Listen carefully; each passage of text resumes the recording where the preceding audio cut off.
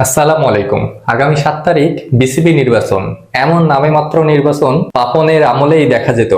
আবারও সেই পুরনো আমলকে ফিরে আসলো। পাপনের আমলেও এত রাজনৈতিক ব্যক্তিত্ব, তখনকার আমলেও এত রাজনৈতিক ব্যক্তিত্ব ছিল না যতটা না তামিমের আমলে। নামে মাত্র বিসিবি নির্বাচনে 4 বছরের জন্য ফিক্সড হতে যাচ্ছে তামিম ইকবাল। তিনি সর্বসেবা, তিনি বিসিবিটাকে সবকিছু নিজের আয়ত্তে রাখতে তার পরিকল্পনা মতোই ছক আঁকছে পুরো বিসিবি।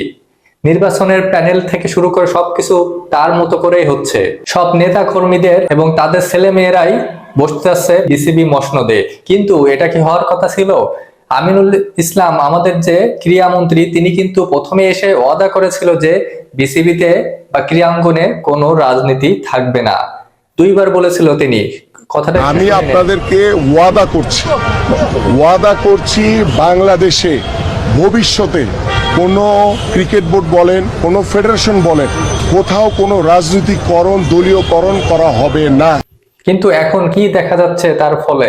তামিম ইকবালের সাজানো গোছানো বিসিবিতে কাউন্সিলরদের তালিকাটা দেখেছেন? সেখানে কে কে আছে, কে নেই সেখানে? এটা যেন একটা পারিবারিক খামারের মতো তৈরি করেছে এই বিসিবি নির্বাচনটায়। সেখানে কে নেই? প্রথম থেকে আসি, যদি তামিম ইকবাল থেকে ধরি, তাহলে তামিম ইকবালের বড় ভাই আছেন বিসিবি সভাপতি পদে, তার ফুফা আছেন, কাজিন আছেন এবং ঘনিষ্ঠ বন্ধুরাও আছেন কিন্তু।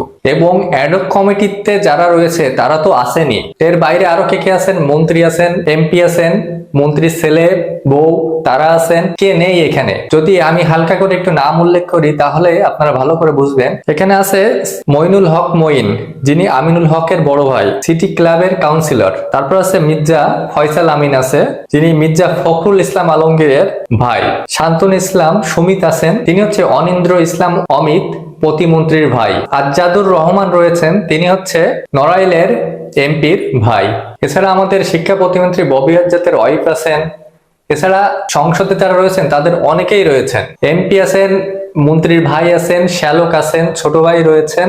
আবার একটা মজার বিষয় আছে, ক্রিকেটের নির্বাচনে ফুটবলাররাও রয়েছেন। ফুটবলার কিন্তু একজন না, 3 জন রয়েছেন। জাহিদ পারভিন চৌধুরীর কথা বলা হয়েছিল, এছাড়া আরো রয়েছেন। পিরোজপুর থেকে লিটন খান আছেন এবং কক্সবাজার থেকে সাবেক একজন ফুটবলারও কিন্তু এখানে যুক্ত হয়েছেন। এবং নারায়ণগঞ্জের যুবদল কর্মী আছেন, তিনি কিন্তু ক্রিকেটের সাথে সংযুক্তই না। সবকিছু মিলে যে তালিকাটা হয়েছে এবং যে তালিকাটা দেয়া হয়েছে সত্যি অসাধারণ হয়েছে এবং ক্রিকেটের দারুণ উন্নতি হবে বলে আমার কাছে অন্তত আশা করতেছি আমি। এবং আমার কাছে অন্তত মনে হচ্ছে যে ক্রিকেটের বিশাল উন্নতি করতে আসতেছে সামনের বিসিবি কমিটি, যেখানে ক্রিকেটার থেকে ক্রিকেটের বাইরের লোকজনই বেশি এবং ক্রিকেট থেকে রাজনীতিটাই বেশি হবে বলে ধারণা করা হচ্ছে। আপনার মতামতকে অবশ্যই জানাবেন। ভালো লাগলে পাশে থাকবেন। ধন্যবাদ।